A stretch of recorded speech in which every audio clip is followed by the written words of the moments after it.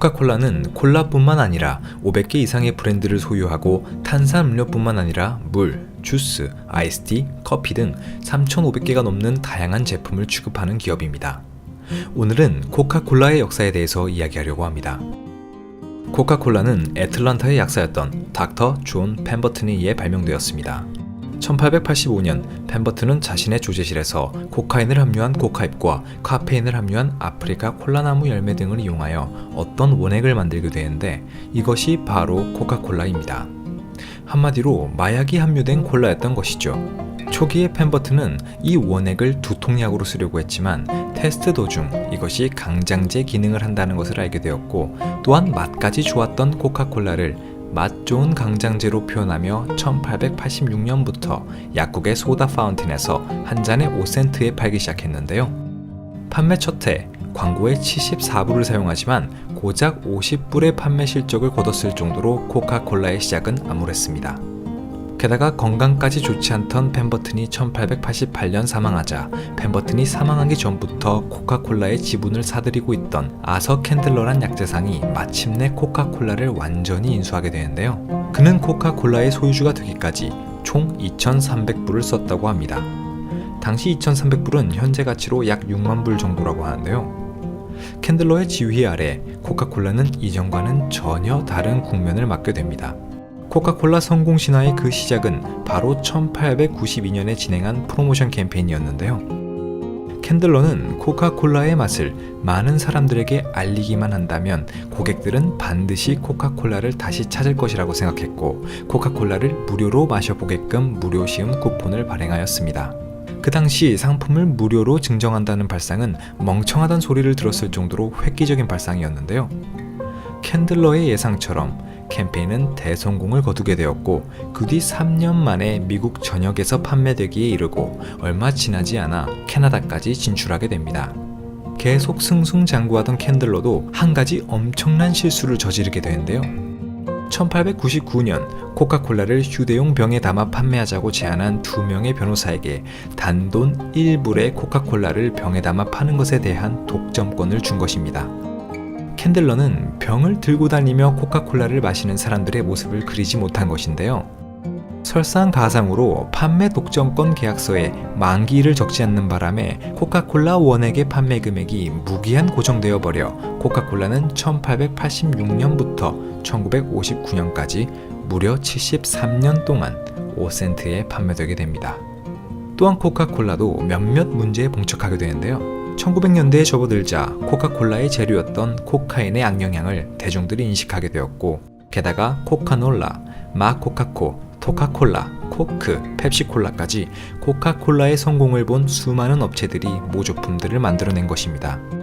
위의 문제들을 해결하기 위해 점차 코카인 함유량을 줄여나가게 되었고 마침내 1929년 코카콜라에 코카인을 넣지 않게 되었으며 모조품들과의 차이점을 보이기 위해 1915년 병 디자인 공모전을 열어 코카콜라의 상징과도 같은 컨투어병을 만들게 됩니다.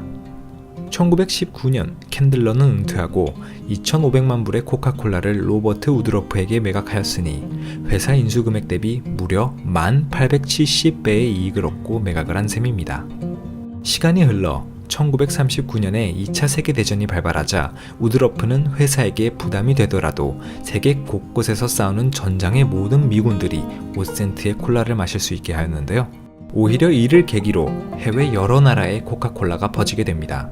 또한 전쟁 전에 세워졌던 독일 공장엔 독일과의 통상 금지령 때문에 코카콜라 원액을 공급할 수 없게 되자 이 공장을 활용하기 위해 주스를 만들고 남은 사과와 유제품을 만들고 남은 액체를 이용해 새롭게 만든 음료가 우리들도 잘 알고 있는 환타입니다.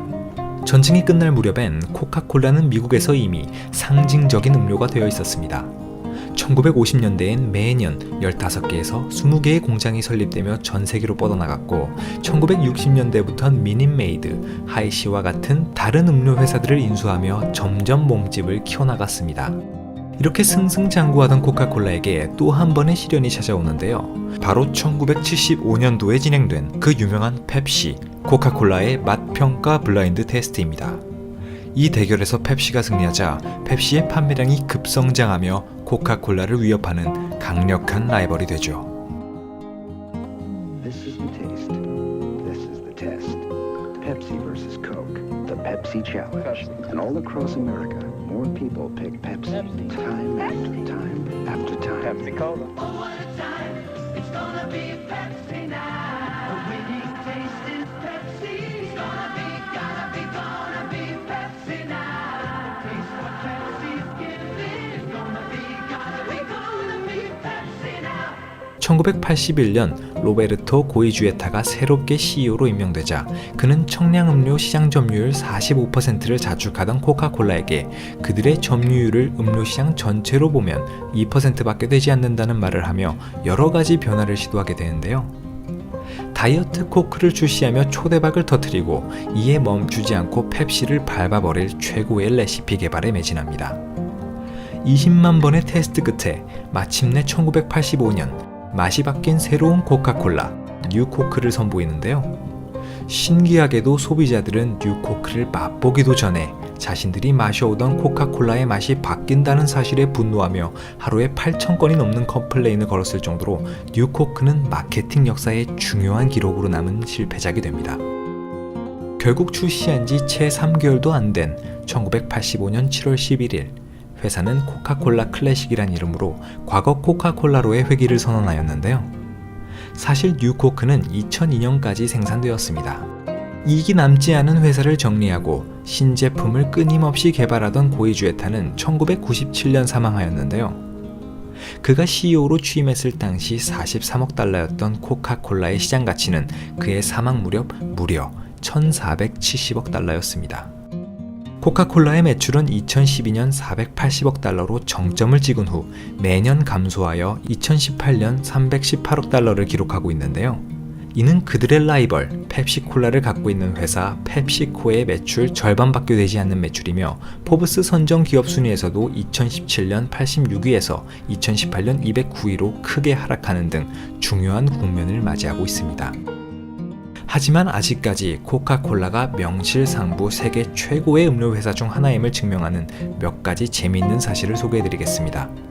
만약 코카콜라가 생산하는 각기 다른 음료를 하루에 하나씩 마신다면 그들이 생산하는 모든 음료의 맛을 보기까지 총 9년이 걸린다고 합니다. 또한 전 세계의 94% 인구가 코카콜라를 알아본다고 하며 북한과 쿠바 외의 모든 나라에서 코카콜라가 팔린다고 합니다. 게다가 마이크로소프트와 애플의 광고비를 합친 것보다 코카콜라가 더욱 많은 광고비를 지출한다고 하네요.